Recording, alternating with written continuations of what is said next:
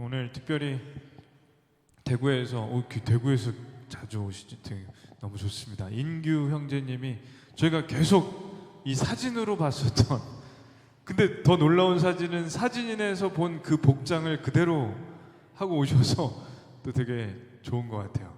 그래서 이따가 간증을 전해주실 텐데 기대가 되고 오늘 말씀을 좀 나누고 못한 건 다음 주에 하겠습니다. 이거 뭔지 아세요? 네, 빨간 내복 이거 언제 이거 사는지 아세요? 네? 첫 월급을 타면 부모님께 드리는 선물 1위를 굉장히 오랫동안 했대요. 정민이가 첫 월급을 타서 부모님께 내복 사드렸어요? 선물로 드렸어요? 아, 잘했어요. 유진이는 뭐 빨간 내복 아니고 현금. 수연이는 아예 안 드렸어요. 선물로. 아 그러니까 요즘에는 빨간 내복 드리는 집이 없는데 옛날에는 이걸 많이 드렸대요. 왜냐하면 옛날에는 내복이 만들 때 수작업으로 만들었는데 빨간색이 이 내복 그 소재하고 착색이 잘 된대요. 빨간 색깔이. 그러니까 흰 색깔은 고급 기술이 들어가야 되고 나일론 내복을 입었는데 나일론이 6, 70년대는 대세여서 이걸 대량 생산했고 그때 당시엔 집에 난방이 잘 안 돼서 부모님께 드리는 선물 1위가 내복이었어요. 난방이 안 되니까. 뭐 대구는 난방이 안 돼도 살만하잖아요. 그렇죠? 너무 덥고 겨울에는 그래도 대구도 좀 춥긴 한데 눈이 많이는 안 왔던 것 같아요. 근데 이제 하여튼 전국적으로 보면은 난방이 안 될 때 빨간 내복을 드렸대는데 나중에는 이게 흰 내복으로 대세가 바뀌어서 보온멜이 들어봤어요? 네, 쌍방울에서 만든 보온멜이 BYC에서 에어메리를 들고 나와서 양사가 이 경쟁하느라 빨간 내복이 이제 망했고 거의 망하고 이제 흰 내복이 왔는데 이 흰 내복은 면으로 만드는데 보온 메리가 더 두껍고 따뜻하고 좋대요. 근데 여기도 망했어요. 여기 다음에 나온 게 뭔지 알아요? 2000년대 히트텍이 대세래요. 근데 여러분 요즘에 히트텍 입고 다니면 돌 맞습니다. 유니클로에서 만든 거 이제 사지 마십시다. 그 괜히 입고 가다가 어디 가서 뒷골목 끌려가서 일제를 어떻게 사냐고 그런 사람들 있잖아요. 그래서 이제 뭘 입어야 되나 그냥 에어컨을 냉난방기를 좋은 거 사가지고 이런 거 입지 말고 어찌됐든 간에 그러니까 하여튼 부모님한테 첫 선물을 드리는 게 월급을 처음 타면은 항상 이렇게 드리는데 현금을 제일 많이 드리는 거죠. 근데 교회에서는 이런 헌금이 있었다는 거예요. 이게 실제로 드린 헌금인데 무슨 헌금이라고 써있죠? 첫 열매 헌금. 그래서 저희 보세요. 지금까지 온 것, 얻은 것 모두 하나님이 하신 일입니다. 뭐라고 쓴 거지? 앞으로 사회인으로 살아가는 동안 항상 함께 해주셔서 세상 속에서 선한 영향력을 끼친 하나님 사람 되겠습니다. 주신 것 중 첫 열매를 하나님께 돌려드립니다. 그래서 제가 얼마인지 저기 액수가 써 있는데 제가 얼마인지는 얘기 안 할게요. 근데 좀 월급이 많더라고. 첫 번 월급인데 이게 넘어요. 그걸 다 드렸어. 야, 그러니까 월급이 작으면은 하나님께 드릴 때 좀 편할 텐데 이 친구는 월급이 많은데 이거 드리려니까 되게 힘들지 않았을까. 근데 이걸 드렸더라고요. 그래서 이게 첫 열매 헌금인데 첫 월급을 하나님께 드린 사람 있어요? 첫 열매 헌금? 뒤로 갈수록 굉장히 좋고 앞으로 갈수록 조금 그러네. 놀라운 사실은 저는 첫 열매를 못했습니다. 그래서 오늘 어른 예배에서도 나눴지만 저를 본받지 마시라고 했는데 그때 첫 열매가 저는 첫 월급이 얼마였냐면 90만 원이었어요. 전도사로 1년 동안 한 달 사역했더니 1,000불을 주셨는데 100만 원이 안 되고 한 90만 원인데 90만 원에서 11조 9만 원, 감사원금 10만 원 떼고 방세가 40만 원이에요. 그리고 교통비 5만 원, 휴대폰비 5만 원, 남는 게 20만 원인가 30만 원인데 먹고 살아야 되잖아. 그래서 그때 하나님께 기도했어요. 아이, 하나님 이해해 주셔야 된다고.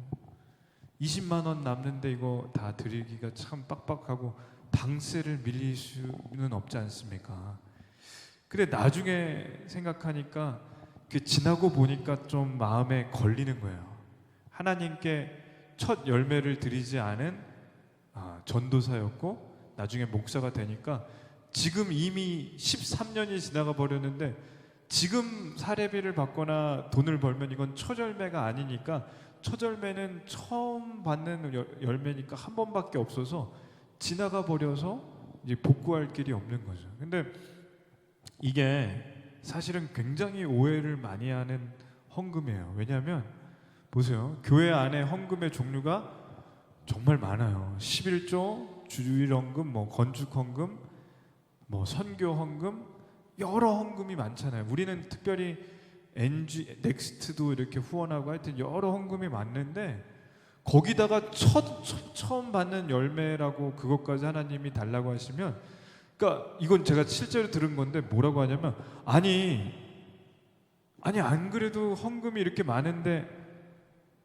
처음 받은 것까지 다 이렇게 달라고 하는 건 교회가 어떻게든지 성도에게 헌금을 많이 받으려고 하는 거 아니냐는 얘기를 제 귀로 들었어요. 근데 그 얘기를 들었을 때 상당히 공감이 되는 거예요. 왜냐하면 사실 11조를 드리면 하나님께 수입의 10분의 1을 드리는 건데 그것도 그렇고 건축 헌금이라는 것도 이렇게 많은데 또 거기다가 첫 번에 드린 예물, 월급을 다 달라고 하시는 건 조금 과한 거가 아닌가라는 생각이 드는 거죠. 근데 저는 이렇게 생각해요. 그건 사람의 생각이고 성경이 뭐라고 하는지가 더 중요하다. 여러분 그런 것 같아요. 내비게이션이 길을 안내할 때 운전하면 잘 알겠지만 여기가 목적지인데 이렇게 우회전해서 좌회전해서 이렇게 해가지고 가면은 여기로 안내하는데 내 생각에는 우회전보다 좌회전해서 가는 길이 더 빠른 것 같은 거예요. 그렇죠? 그러면은 내비게이션을 따라가는 게 맞나요? 아니면 내 생각대로 가는 게 맞나요? 내비게이션이 더 빠를 때가 많은 것 같아요. 내가 살아보니까 가끔 이런 건 고민이 돼요. 두 여자 말만 잘 들으면 된대. 1번 아내 얘기를 들으면 문제가 없대. 2번 내비게이션 안내하는 여자 얘기만 들으면 인생이 잘 풀린대. 근데 저는 가끔 이게 고민인 게 내비게이션은 우회전하는데 아내가 좌회전하라고 할 때가 있어요. 그럼 이건 어떻게 해야 되나? 그래서 좌회전을 했더니 길을 왕창 헤맸어요. 그래서 내비게이션 여자가 1번이고 아내가 2번이다. 개인적으로는 그렇게 결론을 내렸습니다. 요한 집사님은 어떻게 할지 모르겠지만 그런데 그걸 얘기하면 안 돼요. 저기 뒤에 계시니까 뭐 할 수 없는 얘기고 어찌됐든 간에 하나님의 말씀이 있고 우리의 생각이 있을 때 저는 가끔 그리고 자주 제 생각이 맞을 것 같은 때가 있을 때 고민이 되거든요. 고민이 되는데 근데 나중에 지나고 보니까 결론은 뭔지 알아요? 하나님의 말씀이 맞았다는 거예요. 내비게이션 말이 뭐 100% 맞지 않아요. 내비게이션은 하나님의 말씀은 100% 맞다고 믿어요. 그렇기 때문에 내비게이션 같은 문제가 가끔 생기는 내비게이션보다 훨씬 정확한 하나님의 말씀이라면 따라가고 보는 게 맞다. 아멘? 오늘 말씀이 뭐냐면 그건데 한번 읽겠습니다. 유무초오나 속초로 유무초오나 속초로 유시성을 가진 벳삼의 무초가 속초로 오냐, 이걸 외우면 유무초 씨가 오냐는 거예요. 속초. 그럼 이 7절기가 외워지는데, 유월절, 무교절, 초실절, 오순절, 나팔절, 속죄절, 초막절, 이거 왜 교회에서 안 가르쳐 주는지 알아요? 네, 하나 비밀을 알려줄게. 이 7개의 절기를 우리가 안 지켜야 된다고 저는 생각하지 않아요? 지켜야, 저 정신은 지켜야 되는데 왜 안 하냐? 간단해요. 이단이 잘 지켜. 이단은 진짜 잘 지켜. 한번 보세요. 하나님의 교회 유월절, 초실절 이런 거 엄청 잘 지켜. 어떻게 하냐? 구글에 가서 쳐봐. 유월절 찍으면 1번부터 1000번까지 누가 쓴 건가? 990개는 하나님의 교회에서 쓴 거예요. 초막절 누가 쓰냐? 저기 하나님의 교회. 그러니까 이단이 쓰니까 교회에서 겁먹고 안 가르치는 경우도 많다. 근데 저는 이게 안 가르칠수록 손해다고 생각해요. 제대로 가르치면 하나님이 어떤 분이신지, 그리고 우리가 하나님의 말씀, 하나님을 더 알 수 있기 때문에 이걸 잘 배워야 된다고 생각하는데, 자 보세요. 유월절과 무교절에 대해서 지난주에 했는데 보세요. 유월절은 뭐냐? 이스라엘 사람들이 애굽에 요셉 이후로 이민 와서 살면서 시간이 지나가니까 200만 명이 됐어요. 70명이 갔는데, 근데 노예가 되니까 얻어 터지고 죽도록 일하고 아주 죽는 거예요. 근데 제가 기록 중에 데이비드 롤이라는 박사님이 쓴 시간의 시험이라는 책을 읽어봤더니 피라미드를 쌓았던 시기와 이 이스라엘 사람들이 노예로 있었던 시기가 겹친다는 거예요. 그게 뭐냐? 피라미드를 어떻게 쌓았냐? 그거는 자기네 백성 가지고는 쌓을 수가 없어요. 노예를 억지로 시켜가지고 쌓는. 그러니까 이 사람들 성경의 그 연대기와 그 데이비드 롤이라는 분이 쓴 그 책에 맞춰보면 3세기의 차이가 있는데 그거를 맞춰주는 책이에요. 그러니까 한마디로 이스라엘 사람들이 피라미드 쌓았다는 책이에요. 저는 그게 일리가 있다고 생각하고, 만약에 그렇다면 이 사람들은 진짜 죽을 고생을 한 거예요. 왜냐하면 피라미드 돌 하나가 얼마나 큰지 알아요? 집채만한 게 있어. 그럼 무게가 몇 톤이냐면 제일 작은 돌이 2.5톤이래. 큰 건 5톤. 그러니까 집채만한 돌을 사람이 힘으로 옮겨야 되는데 피라미드 하나 쌓으려면 230만 개를 쌓아야 무덤 하나가 나와요. 근데 그 무덤을 하나가 아니라 여러 개를 쌓았다는 거예요. 그 중에 남은 게 지금 있는 거지. 그러면 12대 왕조가 카훔이라는 도시에 이 피라미드를 쌓았을 때 동원된 노예들이 셈족이에요.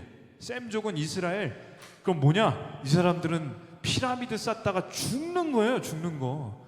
하나님한테 왜 그렇게 간절히 기도했냐? 저는 그렇게 생각해요. 피라미드 쌓다가 죽어나가니까 하나님께 제발 살려달라고. 지옥이니까 여기가. 아니, 생각해봐. 피라미드 본 적 있죠? 그거 사람이 쌓다고 생각해봐. 돌을 밑바닥을 까는 것부터 해가지고 230만 개를 쌓는다고 생각해봐. 이건 한마디로 맨손으로 63빌딩 쌓는 거고, 맨손으로 저기 어디야 롯데타워 쌓는 거나 다름없는데 죽을 수밖에 없죠. 롯데타워도 쌓다가 설교 녹화되지만 20명, 몇십 명 죽었대요. 근데 이건 기계로 하는데도 죽는데 이거 쌓는데 얼마나 많이 죽겠어요. 하나님한테 이거 살려달라고 하니까 하나님이 살려주려고 보낸 사람이 누구죠? 모세잖아. 모세가 가서 왕에게 내 백성을 보내라고 하나님이 하십니다. 그러더니 웃기지 마. 꺼져. 그랬더니 하나님께서 재앙을 내려주신데 나일강이 피로 변하고 전염병이 돌고 개구리가 덮치고 온 나라에 재앙이 오는데 마지막 재앙이 뭐냐면 첫째 아들이 다 죽는 재앙이에요. 하나님이 잔인하다고 할 수 있죠. 이거 보면 그래요. 좀 하나님이 잔인한 게 아니라 하나님을 안 믿으려고 이렇게까지 버티는 인간이 더 대단하다, 잔인하다 생각해. 하나님 말씀 죽어도 듣기 싫은 게 인간이에요. 그거 알아요? 우리의 죄성은 하나님의 말씀을 싫어하는 본능이 있어요. 왜냐? 아담과 하와가 선악과 따먹은 다음부터 그래. 근데 첫째 아들이 죽는다고 했을 때 콧방귀도 안 꼈는데 첫째 아들이 죽지 않는 방법이 뭔지 알아요? 지난주에 설교했지만 순양을 잡아서 양동이에 피를 받아다 문에다가 바르면 죽음이 지나서 건너간다. 그랬을 때 놀라운 건 뭐냐? 양의 피를 진짜 문에다가 발랐는데 200만 명이니까 집으로 치면 40만 집에서 50만 집이 피를 발랐어요. 그날 밤에 어떤 일이 있었냐? 진짜 첫째 아들이 다 죽었어. 근데 산 집이 어디죠? 양의 피를 바른 집은 살았어요. 이거요, 만화 아닙니다. 이거 신화 아닙니다. 이걸 신화라고 믿으면 저희는 교회 다닐 때 하나님 말씀이 신화라고 생각하면 저희는 이 다음에 죽은 다음에 저의 존재가 신화라고 생각하는 거랑 똑같아요. 저는 죽은 다음에 저희의 영혼이 있다고 믿어요. 마찬가지로 저희가 이 이집트에서 진짜 죽음이 지나서 건너간 날이 있다고 믿어요. 데이비드 롤이라는 분이 쓴 책을 보면 아주 놀라운 고고학적 증거가 있는데 피라미드를 쌓다가 중간에 중단됐다는 기록이 있어요. 갑자기 왜 그랬을까? 나는 이거 보면서 너무 재밌어요. 이 사람들을 다 내보낸 거예요. 이 사람들을 다 내보냈으니까 피라미드를 자기 국민들에게 쌓으라고 하면 폭동이 일어나니까 못 쌓고 중간에 중단됐다는 기록이 있어요. 성경은 신화가 아니라는 거예요. 만화도 아니죠. 그날 문에다가 피를 바른 집은 죽음이 지나갔어요. 그럼 이게 질문이에요. 이집트 사람들은 다 첫째 아들이 죽었어. 왕도 죽었어. 기록에도 있어. 그러면 이스라엘 사람들 중에 이런 사람들이 있었을 거예요. 뭐냐? 모세가 장로들을 불러서 다 전달하라고 해서 전달해서 200만 명이 다 들었어. 근데 못 듣는 사람이 있었을까 없었을까? 꼭 이런 사람이 있어. 다 수학여행 왔는데 학교 와가지고 선생님한테 전화한 애 있어요 없어요? 고은 선생님? 집사님? 그 학교에 많을 것 같은데. 그러니까 침 튀겼다. 수학여행을 다 갔는데 선생님 저는 못 들었는데 그런 애가 있대니까. 모세가 다 문에다가 피 바르라는데 안 바른 집이 있대니까 그 집은 어떻게 됐어요? 첫째 아들 죽었어요. 성경은요 간단해요. 하나님 말씀을 지키면 살고 하나님 말씀을 우습게 여기면 죽는다는 거예요. 저희는 이걸 믿어야 돼요. 저희가 여기에 앉아있는 이유를 얘기할게요.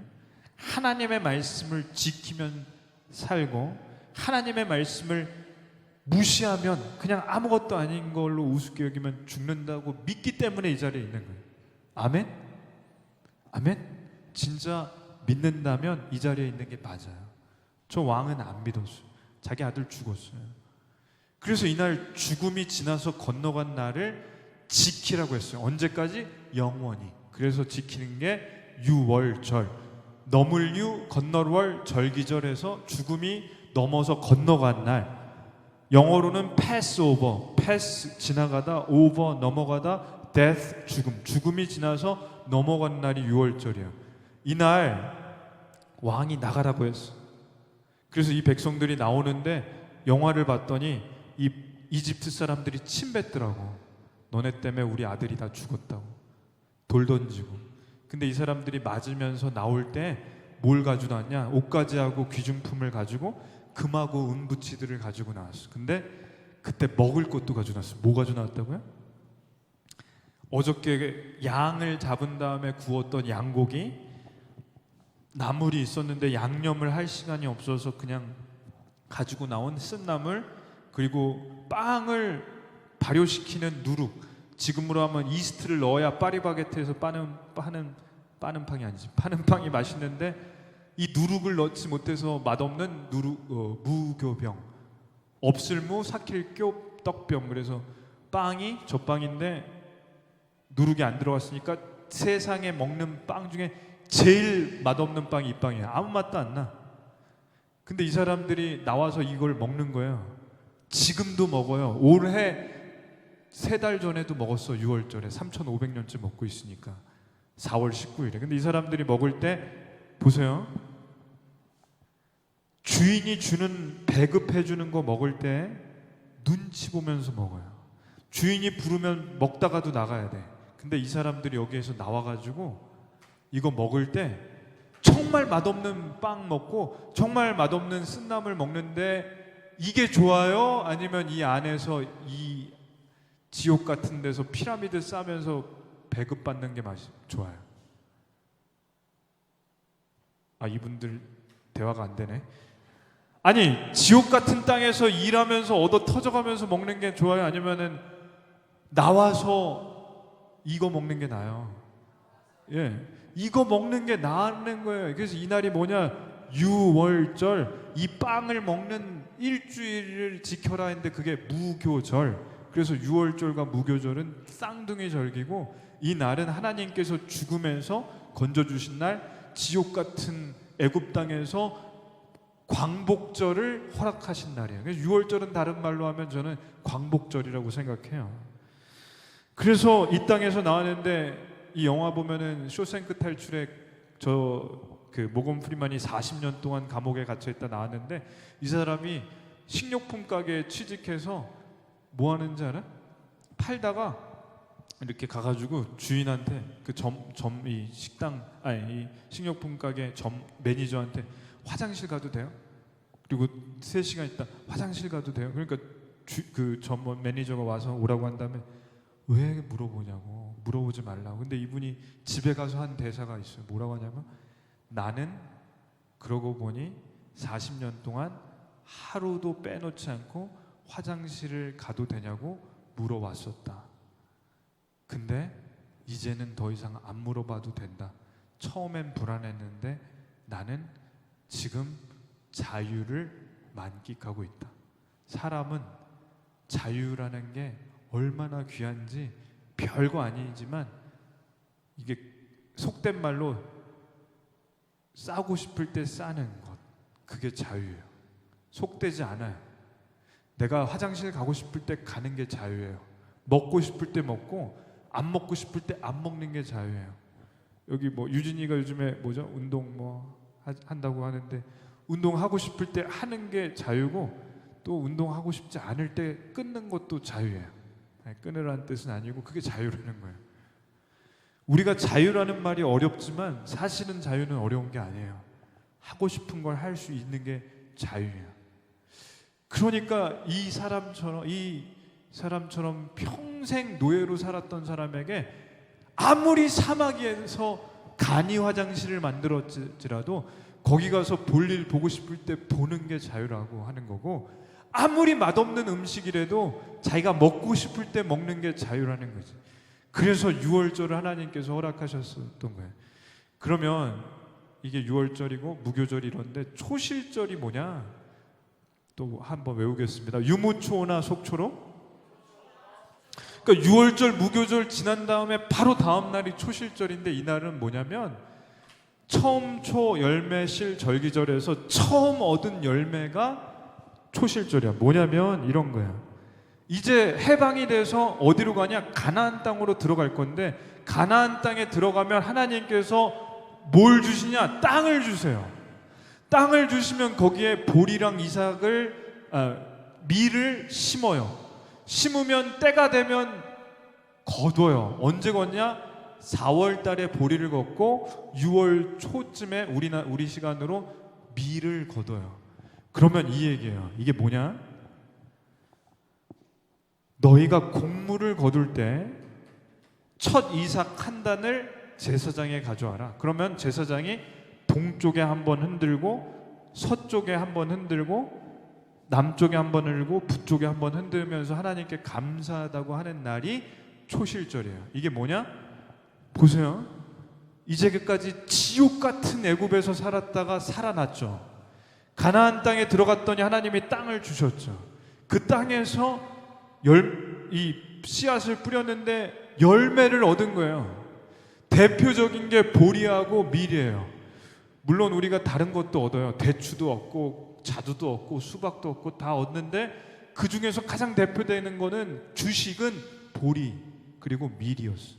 우리는 쌀이지만 그 보리가 밀보다 먼저 나오기 때문에 보리를 하나님께 한 단을 갖다가 드리면서 감사하다고 하는 게 처음 초 열매실 절기절에서 처음 드리는 열매가 초실절이에요. 그러면 이런 거죠. 처음 통장을 만들었을 때가 있어요? 언제 만들었나요?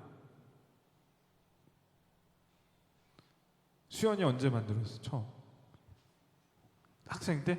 그거는 이제 월급 받은 게 아니라 알바지, 알바. 그러면 직장을 처음 얻고 통장이 직장에서 들어오는 월급 통장이 있었어요? 그때 월급이 처음 들어왔을 때 어땠어요? 좋았어요? 아, 그냥 좋았어? 그냥 뭐 그냥 이 정도는 당연히 받아야 돼. 이렇게 적어 그런 거. 그냥 좋아, 너무 좋았죠. 정민이는 첫 그게 월급이 왔을 때 어땠어요? 너무 좋았어. 다 감정이 없어. 무교병처럼 무감정. 유진아, 좀 제발 대답해줘. 첫 월급이 들어왔어. 어땠어? 너무 기뻤어. 이러니까 처절면을 안 하는 거 아니야? 이게 감사하지 않았어. 그러니까 공통점이 그냥 너무 기뻤어. 이거는 정말 감사한 거. 저는 어땠냐? 나도 안 했죠. 너무 기뻤는데 먹고 사는 게 너무 힘들어서 못했습니다. 근데 이제 설교가 끝나야 되는데 결론이 뭐냐? 오늘 여기까지 할게요. 결론은 뭐냐? 하나님께서 말씀하시는 건 이 얘기예요. 너네 통장부터 만들지 말고 이 땅을 허락했으니 여기서 얻는 열매는 지금이 처음이자 마지막이 아니라 앞으로 계속 나올 거야. 근데 첫 것은 나한테 속한 것이니 가져오기를 바래. 그게 하나님 뜻이에요. 전 이게 오해가 됐어요. 솔직히 안 했잖아.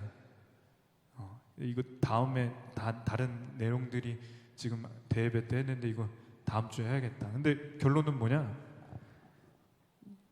애굽에서 살 때 지옥이었어요. 지옥에서 나와가지고 산 것만 해도 얼마나 좋아? 근데 땅을 주셨다고. 땅을 주셨는데 그 땅에서 열매를 심으면 무조건 나는 게 아니에요. 하나님이 태양을 비춰주시고 비를 내려주시니까 열매를 얻는 거예요. 그 열매 중에 처음 나온 것은 너무 감사합니다. 그러고 하나님께 드리는데 이게 하나님께서는 이 액수가 중요한 것도 아니고 이 월급이 1,000만 원이냐 100만 원이냐 그것도 아니고 너네가 나한테 지금까지 살아온 것에 대해서 감사한 마음이 있냐고 물어보시는 거예요. 이거 한번 읽고 마칠게요. 다 같이 읽겠습니다. 너희는 너희 하나님께 예물을 가져오는 그날까지 떡이든지 볶은 곡식이든지 생이삭이든지 먹지 말지니 이는 너희가 거주하는 각처에서 대대로 지킬 영원한 규례니라. 아멘. 먹지 말지니 그게 뭐냐면 이거예요. 명절에 할아버지 할머니 큰아빠 작은아빠 또 작은엄마 해가지고 다 모이고 손주들까지 이렇게 다 모였는데 거기서 제일 먼저 밥을 누구한테 드리죠? 네. 국을 누구한테 먼저 드리죠? 수저하고 젓가락을 누구한테 먼저 드리죠? 그런데 거기서 이제 잘 되는 집하고 좀 안 될 집을 얘기해 줄게요. 잘 될 집은 할아버지에게 제일 먼저 밥하고 국하고 수저 젓가락을 놓아드린 집. 안 될 집은 어디예요? 손주한테 주는 거예요. 너네가 최고다. 너네가 미래다. 그 집은 안 될 수밖에 없어요. 여기 지금 잘 되는 집들이에요? 예. 수연아, 어떻게? 누구를 제일 먼저 드려? 될 집이에요. 정민아, 어디? 누구? 그 되는 집이에요. 유진아, 대답을 외운 거 원래 그렇지. 요한 집사님, 네. 그렇지. 민서봐, 할머니 먼저 그래. 형 인규 형제님, 아버지, 할아버지가 돌아가셨죠. 네. 그러니까 가장 큰 어른을 먼저 드리죠. 근데 요것만 하고 마칠게. 이게 베트남에 수출되는 우리나라 한국어 교재, 거의 한국어가 열풍이라 이제 수출한대. 제가 이렇게 찾아보니까 9단원에 나오는 게 한국의 식사 예절인데 아주 재밌는 게 있어요. 어른보다 먼저 수저를 들지 않아요. 어른보다 먼저 자리에 일어나지 않아요. 이게 베트남에 수출되는 책에 나온 거예요. 그러면 이게 한국의 전통이 맞는데 결국에는 무슨 얘기냐? 할아버지 할머니가 수저를 뜨시기 전에 손주가 수저를 뜨면 옛날에 여기 맞은 거 알아요? 맞아보신 분? 저희는 할아버지 할머니도 없었는데 또 맞은 기억이 있어요. 왜 맞았는지도 모르겠어요. 근데 어른이, 그 집안의 어른이 먼저 수저를 떠야 된다는 얘기는 난 옛날부터 들었어요. 보세요. 하나님을 믿는 우리에게 가장 어른이 누구시냐는 거예요. 하나님에게 먼저 수저를 놓아드리고 드린다는 거예요. 빨간 내복은 그 다음이에요. 왜냐? 할아버지 할머니 계시는데 아버지한테 먼저 드세요 하는 게 빨간 내복이에요. 아니, 빨간 내복이 잘못됐다는 게 아니라 첫 열매는 아버지도 중요하지만 아버지를 세상에 나오게 하시고 어머니를 세상에 나오게 하신 하나님께 드리는 게 먼저다. 아니, 빨간 내복이 잘못됐다는 게 아니라, 자, 그래서 첫 열매를 하나님께 드리는 게 저는 성경적이라고 믿습니다. 그럼에도 불구하고 제가 못했는데 여기서 끝나면 참 안 좋은데 나중에 했다. 여기까지만 할게요. 3년 뒤에 했다. 이걸 안 하고 끝나면은 이게 설교가 안 좋으니까 했다. 네, 여러분 3년 지난 분들 괜찮습니다. 5년 지나도 괜찮아요. 네이버 지식인에 또 이렇게 물어보는 애가 있다니까. 너무 사는 게 빡빡해서 할부로 내도 되나요? 그랬더니 답이 뭔지 알아요? 3개월까지 됩니다. 저는 이렇게 얘기해 주고 싶어요. 3년 뒤에도 됩니다. 여기 3년 안에 있는 분들, 언제까지 미뤄도 되는데 그래도 저도 그렇게 했다는 거예요. 아무튼 처음에 첫 열매를 하나님께 드리는 것이 저는 성경적이라고 믿습니다. 이 시간 기도하겠습니다.